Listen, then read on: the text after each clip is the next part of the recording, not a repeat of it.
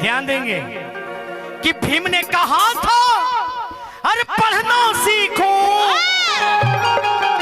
और जातिवाद से लड़ना सीखो। अरे क्यों करते हो सलामी,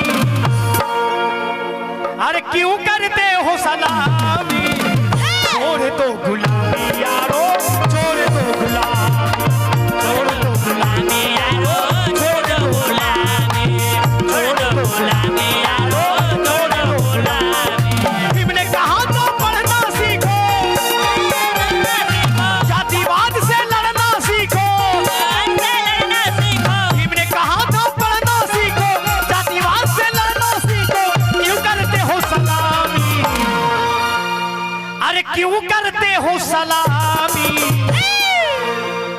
आप सभी को मालूम होगा कि हमारे भारत देश में हम दलितों को पढ़ने के लिए पहला विद्यालय किसने खोली थी? किसने खोली थी? माता सावित्री बाई फूले, उनकी धर्म पत्नी माता सावित्री बाई फूले। यहाँ अछूत मानते थे बाबा साहब।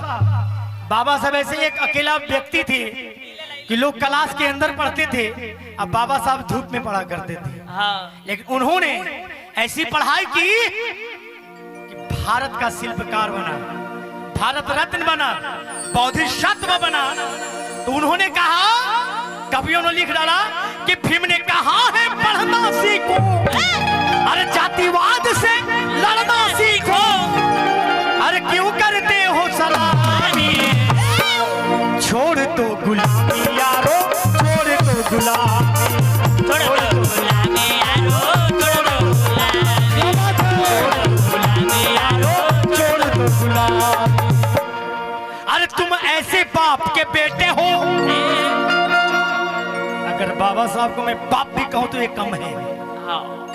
बाबा साहब को मैं पैसा पैसा पैसा बहुत बहुत पुरस्कार आया है हौसला अफजाई के लिए कि तुम ऐसे बाप के बेटे हो, तुम ऐसे बाप के बेटे हो जो जग में कभी ना हारा।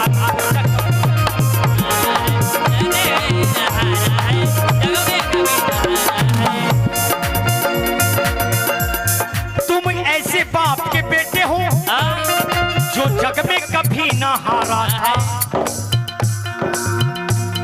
अरे खतरों से लड़कर भीम ने, मुखिया जी, खतरों से लड़कर भीम ने हम सबको संवारा था।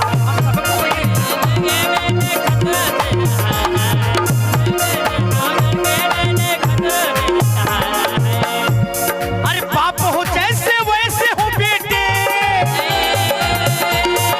बाप हो जैसे वैसे हो बेटे। अरे घर में पराये तुम क्यों बैठे, अरे क्यों बाप की बदनामी। कलाकारों की इशारा शिल्पी, अरे छोड़ दो गुलामी यारो, छोड़ दो गुलामी, छोड़ दो गुलामी यारो, छोड़ दो गुलामी।